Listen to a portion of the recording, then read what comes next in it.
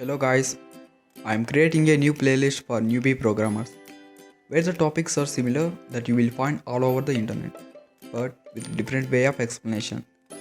By the end of this playlist, you will notice change in your way of approach towards solving the problem. So, without further wasting our time, let's dive into the video.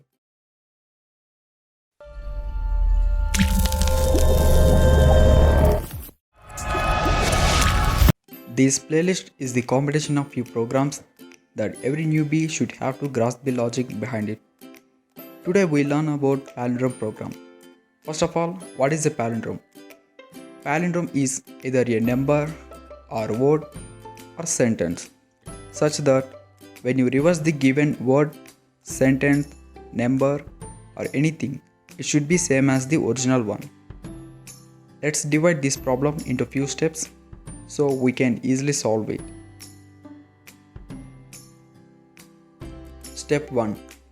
Check whether the input is a single word or sentence or a number. Step 2. Let us consider a palindrome sentence. When you reverse the given sentence, it is not same as the original one, but still it is a palindrome. All this confusion is just because of a single space. So we need to remove the spaces in the input statement. If the input is a single word, we need to loop through the word to reverse it by using this code. Every loop statement has three parts: initialization, condition, and counter. Here, initialization is the length of the word minus 1.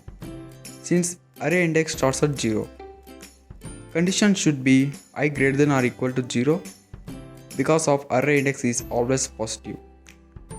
Here we have to use decrement operator, which decreases the value by 1. Store the result in a new string for every iteration, since we have to compare the original string and the reversed one. If the input is a number, you can convert it to a string and repeat the previous process or use this code.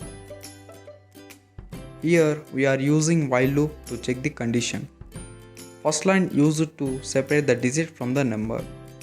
Second line of code actually works like this, where reversed integer is 0 at starting. After first iteration, it will be changed to 4, then 54 at second, 554 at third, and finally 4554 at fourth iteration. And then the loop stops, since the variable num becomes 0 and while condition becomes false. Third line of code used to proceed to the next digit in the number. Step 3. Now compare the original number or word with the final result. If original number double equals to reversed integer, then it is a palindrome, or else it is not a palindrome. That's it for this video. If you enjoy my explanation, subscribe and share it with your fellow newbies.